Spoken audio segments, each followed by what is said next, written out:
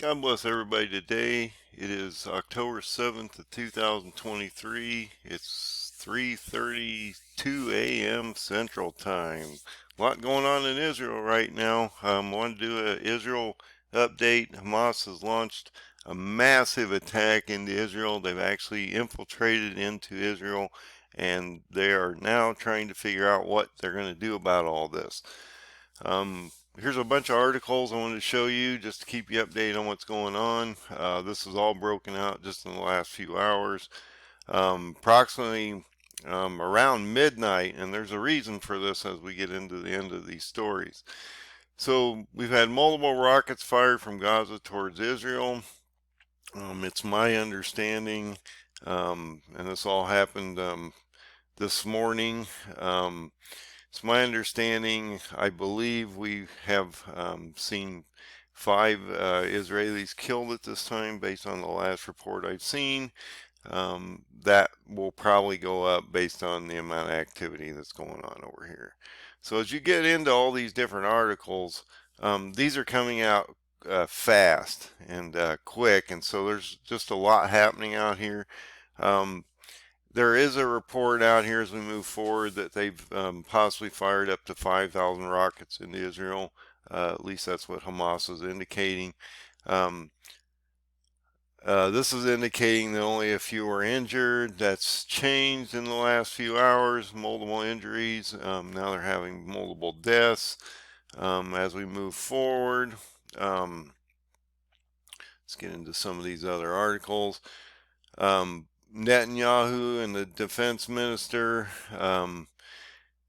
are going to have meetings to conduct security assessments as we see all these different areas start to light up and start to cause all kinds of issues. Here's this one article about Hamas announces what they call an Al-Aqsa Storm, okay, and this is that mosque they've got up there. So it's all about the temple. I keep talking about the Temple Mount.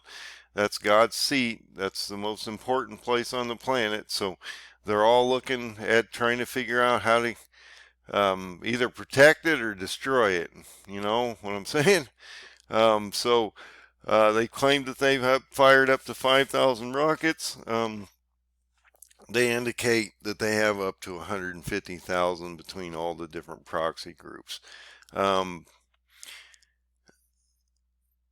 This is indicating that Gaza is one of the most densely packed areas in the world, and it has an isolated coastal enclave of almost 2 million people crammed into 140 square miles. That's pretty insane if you think about it.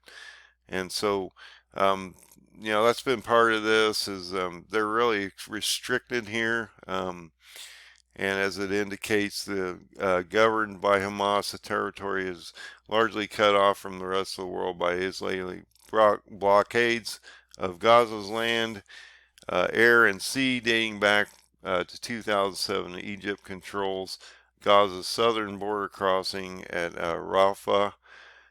Israel has placed heavy restrictions of freedom on civilian movement and controls an importance of basic goods into this narrow coastal strip. So just realize there's a lot of people being affected, and there's going to be a lot more affected as we move forward.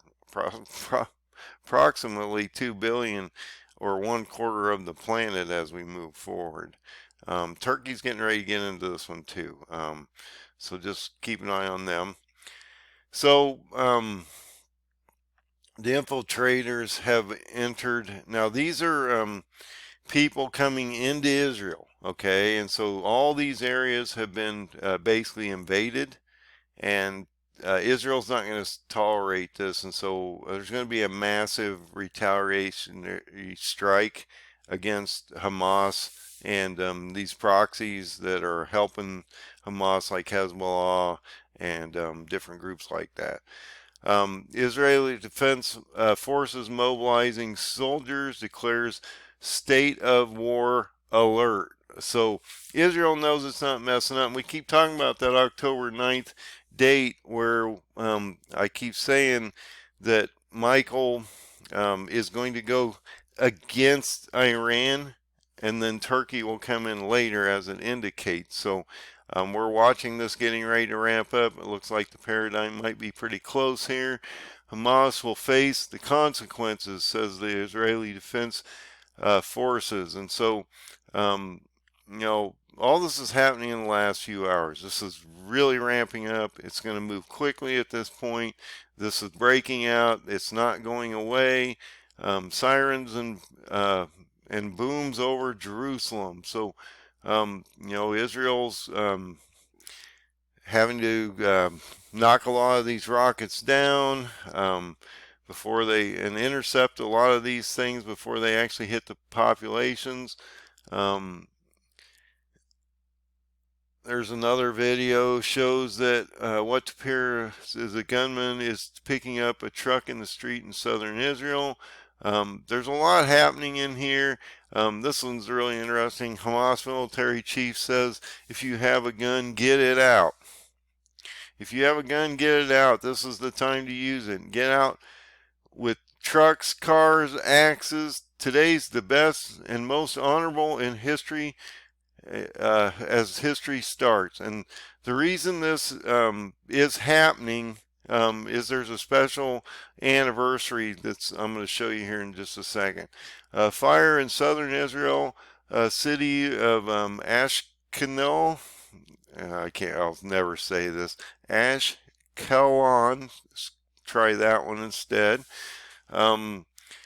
Airports in southern and central Israel are closed because of all the different things going on. Like I said, there's more reported deaths than what there is now, and more reported injuries. Israeli security cabinet is convening in a few hours to determine what's going to happen. The president or the leader of Israel, this is that man here, Isaac Herzog. Israel is facing a very difficult moment. President Isaac Herzog says that the leader is not Netanyahu. Just realize that. Most people think he's the leader, but that is not the case. At least 100 injured across Israel in militant attacks. Imagine all these articles are coming out in just this last short period of time.